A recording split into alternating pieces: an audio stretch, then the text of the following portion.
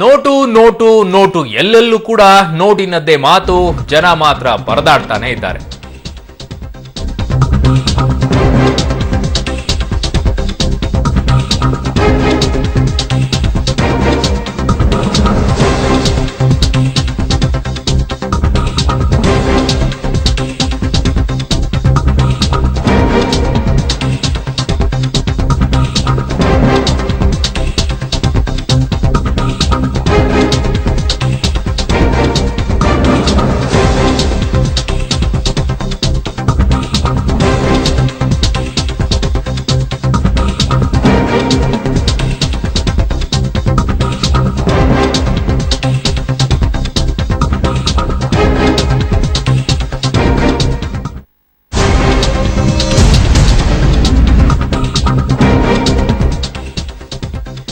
ಎಲ್ಲಿ ನೋಡಿದ್ರು ಕೂಡ ನೋಟಿನ ಬಗ್ಗೆ ಮಾತನಾಡ್ತಾ ಇದ್ದಾರೆ. ಪ್ರಧಾನಿ ಮೋದಿ ಅವರು ಹೇಳಿದಂತಹ 50 ದಿನದಲ್ಲಿ ಈಗಾಗಲೇ 30 ದಿನ ಕಳೆದು ಹೋಗಿದೆ.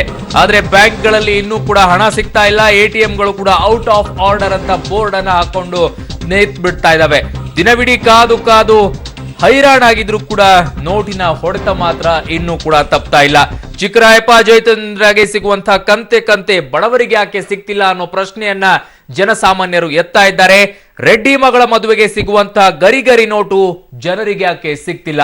ರಾಜ್ಯದ ಮೂಲೆ ಮೂಲೆಯಲ್ಲೂ ಕೂಡ ನೋಟಿನ ಸಂಕಷ್ಟ ಯಾವ ಮಟ್ಟಕ್ಕೆ ಇಳಿದಿದೆ ಅನ್ನೋದು ನಿಮ್ಗೆ ಏನಾದರೂ ಅರಿವಿದೆಯಾ? ವ್ಯಾಪಾರಗಳ ಪರಿಸ್ಥಿತಿ ಹೇಗಿದೆ? ಕಾರ್ಮಿಕರ ಬದುಕು ಏನಾಗಿದೆ? ಇದೆಲ್ಲವನ್ನ ಕೂಡ ನಿಮ್ಮ ಮುಂದೆ ಇಡ್ತೀವಿ. ನೋಟ್ ಬ್ಯಾನ್ ಆಗಿ ಇವತ್ತಿಗೆ 1 ತಿಂಗಳಾಯ್ತು. ಈ 1 ತಿಂಗಳಲ್ಲಿ ಆಟೋ ಚಾಲಕರು ಪಟ್ಟ ಕಷ್ಟ ಏನು? ನೋಟು ನಿಷೇಧದ ಬಗ್ಗೆ ಏನಂತಾರೆ ಅಂತ ಅವರೇ ಹೇಳ್ತಾರೆ ನೋಡಿ. ನೋಟ್ ಬ್ಯಾನ್ ಆಗಿ ಇಂದಿಗೆ 30 ದಿನ ಕಳೆದಿದೆ. ಈ 30 ದಿನದಲ್ಲಿ ಕೇವಲ 30 ಸಮಸ್ಯೆ ಅಲ್ಲ, ನೂರಾರು ಸಮಸ್ಯೆಗಳನ್ನ ಜನಸಾಮಾನ್ಯರು ಎದುರಿಸ್ತಾ ಇದ್ದಾರೆ.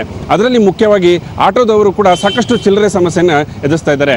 ಈಗ ನೀವು ನೋಡ್ತಾ ಇರ್ಬೋದು, ಸಾಕಷ್ಟು ಆಟೋಗಳು ಒಂದು ಏನಂದರೆ ಪ್ರಯಾಣಿಕರಿಲ್ಲದೆ ರೋಡ್ನಲ್ಲೇ ನಿಂತಿರ್ತಕ್ಕಂಥದ್ದನ್ನು ನೀವು ನೋಡ್ತಾ ಇದ್ದೀರಾ. ನಮ್ಮ ಜೊತೆ ಸಾಕಷ್ಟು ಆಟೋ ಚಾಲಕರಿದ್ದಾರೆ, ಅವ್ರನ್ನ ಕೇಳೋಣ ಏನು ಹೇಳ್ತಾರೆ ಈ ಒಂದು ನೋಟ್ ಸಮಸ್ಯೆಯಿಂದ ಏನೇನು ಸಮಸ್ಯೆ ಆಗಿದೆ ಅಂತ. ಸರ್, ತಮ್ಮ ಹೆಸರು? ಶ್ರೀನಿವಾಸ್. ಈ ಒಂದು ನೋಟ್ ಸಮಸ್ಯೆ ಅಂದರೆ ಇಲ್ಲಿಗೆ ಬ್ಯಾನ್ ಮಾಡಿ 30 ದಿನ ಆಯಿತು. ಈ ಒಂದು 30 ದಿನದಲ್ಲಿ ಏನೇನು ಸಮಸ್ಯೆನ ನೀವು ಎದುರಿಸಿದ್ರಿ ಅಂತ? ಸರ್, ರೋಡ್ನಲ್ಲಿ ಬಿಸ್ನೆಸ್ಸೇ ಇಲ್ಲ. ಈಗ 2000 ರೂಪಾಯಿ ಬಂದೈತೆ. 2000 ರೂಪಾಯಿ ಬಂದಮೇಲೆ ಅವ್ರಿಗೆ 2000 ಚೇಂಜ್ ಕೊಡಿ ಅಂತಾರೆ. ತಂದ್ಬಿಟ್ಟು 2000 ರೂಪಾಯಿಗೆ ಆಟೋದವ್ರು ಚೇಂಜ್ ಕೊಡೋಕ್ಕಾಯ್ತದ? ಆಗಲ್ಲ. ನಾವು ದುಡಿಯೋದೇ 400 ರೂಪಾಯಿ 500 ರೂಪಾಯಿ ಸಂಪಾದನೆ ಮಾಡ್ತೀವಿ. ಅವ್ರು ಚೇಂಜ್ ಎಲ್ಲಿಂದ ತಂದು ಕೊಡೋದು? ಸರ್, ಈ ಒಂದು ನೋಟ್ ಸಮಸ್ಯೆ ಒಂದು 30 ದಿನ ಆಯಿತು. ಈ ಒಂದು 30 ದಿನಗಳಲ್ಲಿ ನೀವು ಒಂದು ಯಾವ ರೀತಿಯಾದಂಥ ಒಂದು ಕಷ್ಟಗಳನ್ನು ಎದುರಿಸಿದ್ರಿ ಅಂತ? 20 ರೂಪಾಯಿ ಬಾಡಿಗೆ ಬಂದಿರ್ತಾರೆ, 25 ರೂಪಾಯಿ ಬಾಡಿಗೆ. 2000 ಕೊಟ್ಬಿಟ್ಟು ಚೇಂಜ್ ಕೊಡಿದ್ರೆ ಎಲ್ಲಿಂದ ಕೊಡೋದು ಸಾಧ್ಯ? ನಮಗೆ 100-200 ಮಾಡಿರ್ತೀವಿ ಬೆಳಿಗ್ಗೆ. ಅದು ಚೇಂಜ್ ಕೊಡಿದ್ರೆ ಎಲ್ಲಿಂದ ಕೊಡೋಕ್ಕೆ ಸಾಧ್ಯ ಇಲ್ಲ.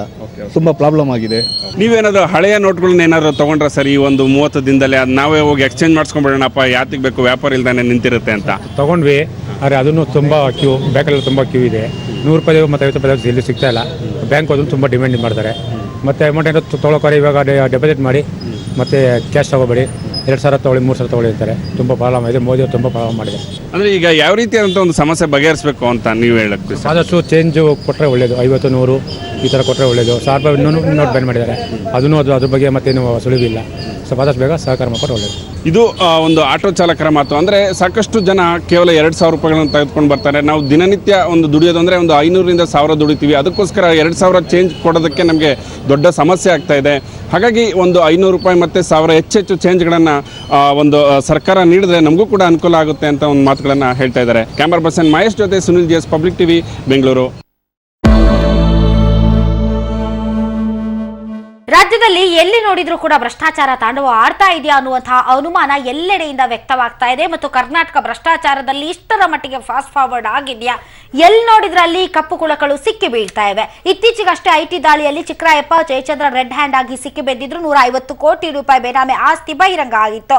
ಇದೀಗ ಆ ಪಟ್ಟಿಗೆ ಮತ್ತೊಬ್ಬ KAS ಅಧಿಕಾರಿ ಸೇರ್ತಾ ಇದ್ದಾರೆ. ಅವರ ಹೆಸರು ದಿ ಗ್ರೇಟ್ ಭೀಮಾ ನಾಯಕ್. ಪ್ರಧಾನಿ ನರೇಂದ್ರ ಮೋದಿಗೆ ಗಣಿಧನಿ ಜನಾರ್ದನ್ ರೆಡ್ಡಿ ಶಾಕ್ ಕೊಟ್ಟಿದ್ದಾರೆ ಅನ್ಸುತ್ತೆ. ನೋಟು ನಿಷೇಧದ ಬಳಿಕ ಕೋಟಿ ರೂಪಾಯಿ ಮೊತ್ತದ ಹಳೆಯ ನೋಟುಗಳು ವಿನಿಮಯ ಆಗಿದ್ದಾವೆ.